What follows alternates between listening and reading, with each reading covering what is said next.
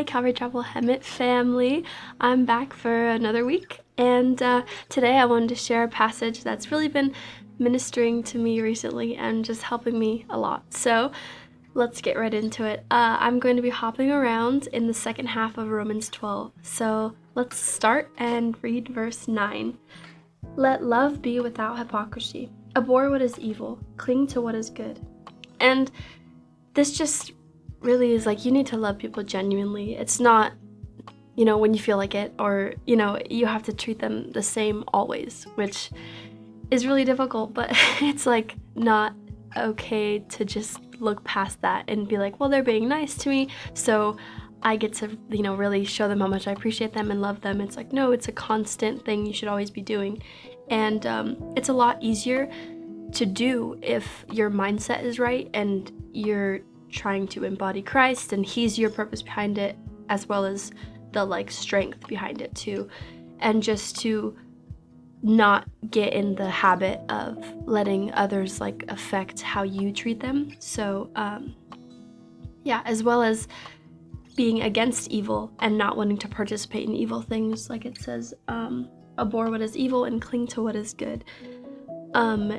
It's just not to participate in evil things, and this doesn't mean evil things like killing somebody, but it could be as easy as or as simple as just thinking someone's annoying, or those little disgust comments, or things like that, just to be so against them and not be on that side, if that makes sense. And to break down anything not professed by God to be good is evil. That's kind of the good, accountability. It's not things where you're like, oh, well, that isn't too bad, or that thing I said to them, it was rude, but it wasn't too bad. It's not, whatever isn't in the category of good is instantly evil. So it's just to constantly be thinking of what you shouldn't be saying or thinking, or things like that. And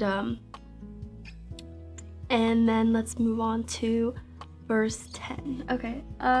Be kindly affectionate to one another with brotherly love, in honor, giving preference to one another. And giving preference, putting another before you, but constantly, not just again when they're nice to you or when they're cool. It's always they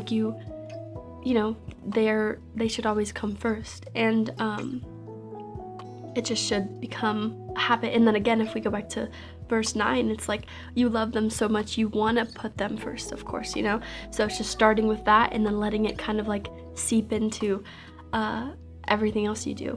And now we're going to move on to 11. So, not lagging in diligence, fervent in spirit, serving the Lord. And oh my gosh, it's giving 100% no matter what the circumstances are. And whether that's the ministry you maybe don't like that you're in, or just again the person maybe, but it's not, it shouldn't matter. It's always unto the Lord. And why give 100% this day and then 10% that day? It's just should be a constant full fervent and just excited, and so. And then Pastor said this quote, which is really cool, and it said, trials don't excuse lack of love in the body or willingness to do his work.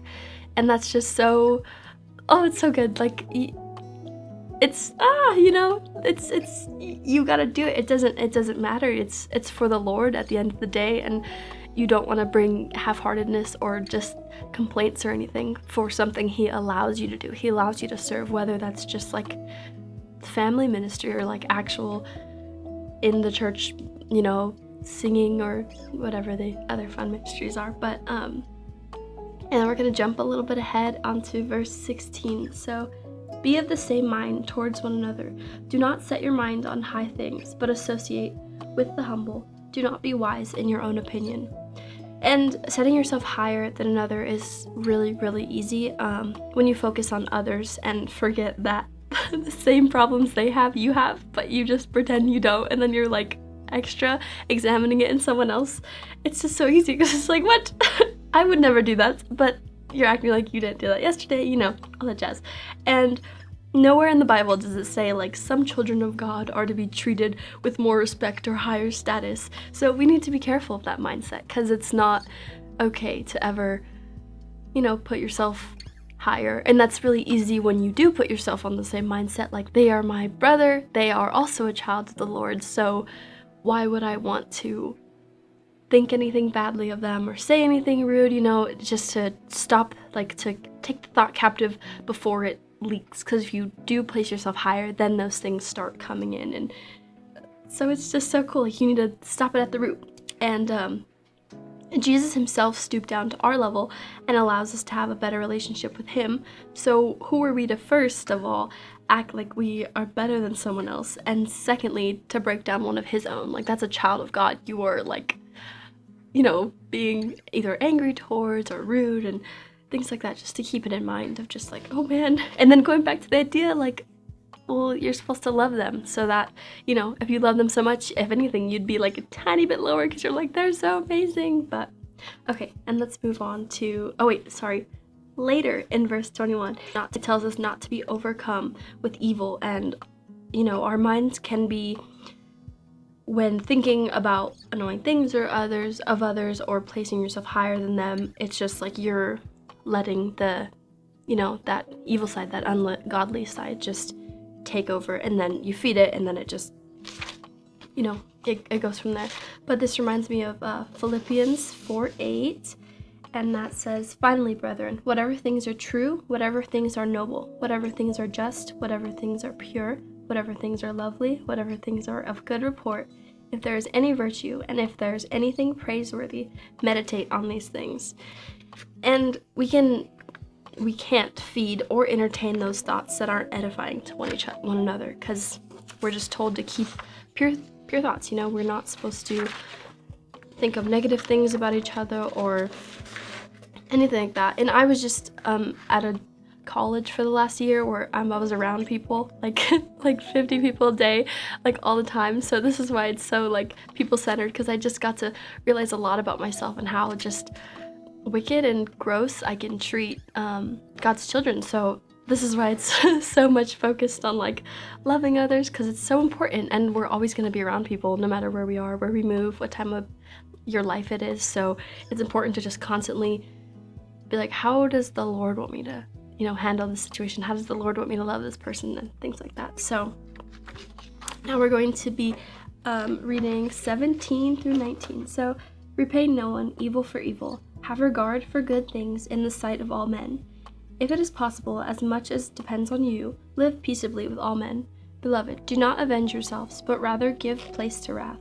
For it is written, "Vengeance is mine, I will repay, says the Lord."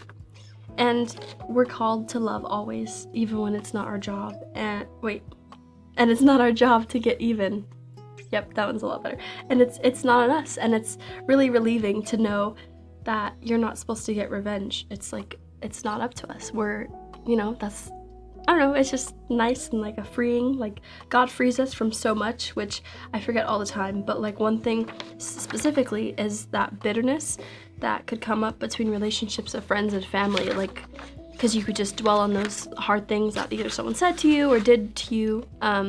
But the Lord helps us with the fact that we don't have to be thinking about that. Like, we just can give it to him and be free from it. And as well as just like, it's not up to us, which is really sweet. Like, we're free. That bitterness that could be taking up our time and our thoughts, like, we don't have to be a slave to that anymore, which I thought was really sweet. And we can give it to him and leave it with him and just not be burdened. So he saves us from so much through his ways, and he knows exactly what's best for us, which is so sweet. Like, when his thoughts are higher than ours, and it's just so sweet to just realize that his ways are always better. And then you see it come to life, and you see how you enjoy so many more things, and it's just so sweet to be like, he knows what he's talking about. So it's cute. And loving and looking out for what's best instead of meditating on what's bad. Like, just one quick example, one of my closest friends I used to think was like horrible and kind of annoying. I prayed asking for help to change how I felt about her, because I was like, oh, this is not right, Lord, help me.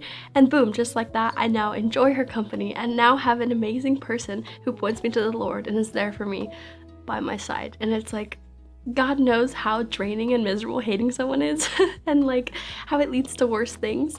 Yet he shows so much grace. Like he sees our mind through that and still he blesses it and turns it around and helps us enjoy it so much more. Like why? But it's so sweet and he turns it into so much good and love, which is what he is. So and with that, I thank you so much for your time, and hopefully this wasn't all over the place and it'll help you love someone more, because it's so nice when you just get to appreciate what the Lord, opened for us. Like he put people around us for us to like enjoy and learn from and grow from each other. So I just hope that we all can just love each other more, and I think I already said this, but thank you for your time and I'll see you guys next time.